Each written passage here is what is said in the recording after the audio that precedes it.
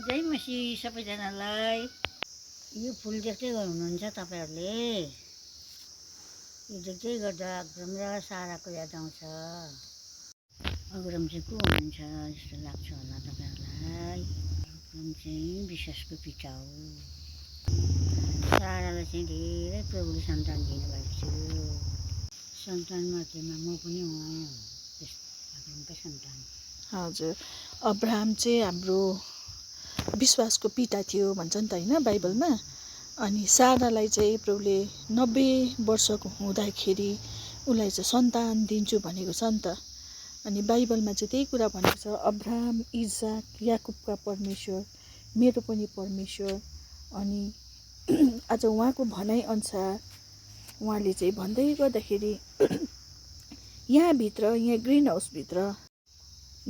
हाउसभित्र आउँदै गर्दाखेरि चाहिँ उहाँले के भन्दै हुनुहुन्थ्यो, यहाँ पस्दै गर्दाखेरि चाहिँ यो फुलहरू देख्दै गर्दा, यो ठाउँ देख्दै गर्दाखेरि चाहिँ अब्राहमको सन्तानलाई दिएको आशिषहरू है मध्ये चाहिँ यो ठाउँ पनि मलाई लाग्यो। किनभने उहाँले भन्दै हुनुहुन्थ्यो, अब्राहम, इजाक अनि याकुबका परमेश्वर, मेरो पनि परमेश्वर, अनि उनै अब्राहमको सन्तानहरूमध्ये चाहिँ म पनि हुँ भनिकन उहाँले भन्नुहुन्छ। अनि उहाँले चाहिँ अब्राहम र साराको जुन चाहिँ छ अब्राहम है, अनि अब्राहम 100 वर्षको पुग्दै गर्दाखेरि चाहिँ म तिमीलाई तिम्रो सन्तान दिनेछु भनिकन सारा वृद्ध 90 वर्षको अवस्थामा पनि सारालाई तिम्रो कोखमा चाहिँ म सन्तान दिँदैछु भन्दै गर्दाखेरि आज हामीले हेर्दै गर्दाखेरि उहाँले चाहिँ यो कुरोको लागि चाहिँ एकदमै मन पराउनुहुन्छ है। अनि उहाँले चाहिँ अर्को कुरा चाहिँ यस्तो पनि भन्नुहुन्छ, अब मैले जुन दिन प्रभुलाई विश्वास गरेँ त्यो दिनदेखि चाहिँ मेरो पनि सन्तानहरू अनगन्ती छ भनिकन होइन है आमा।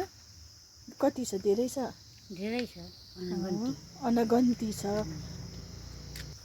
आकाशको तारा गन्ती गर्नु सक्छ मेरो सन्तान। त्यो चाहिँ सारा उहाँको भनाइ, उहाँले भन्दै हुनुहुन्छ, परमेश्वरले चाहिँ आकाशको तारालाई गन्ती गर्न सक्छ, त्यति नै तेरो सन्तान हुनेछ भनिकन आज हामी है प्रभुलाई चिनेको कारणले आज हाम्रो पनि यति धेरै ख्रिस्टमा रहने जति पनि हाम्रो सन्तान हुन् भनिकन उहाँले त्यो कुरालाई चाहिँ व्याख्या गरिबस्नुहुन्छ। अनि हामीलाई पनि त्यो कुराहरू बताइबस्नुहुन्छ। अनि त्यो मध्ये चाहिँ फल्दै फुल्दै अनि धेरै आशिषहरूलाई लिँदै जाउँ भन्दै गर्दा यो फुलहरूलाई देखेर उहाँ आफै पनि एकदमै खुसी भएर चाहिँ यहाँ डुलिरहनु भएको छ है।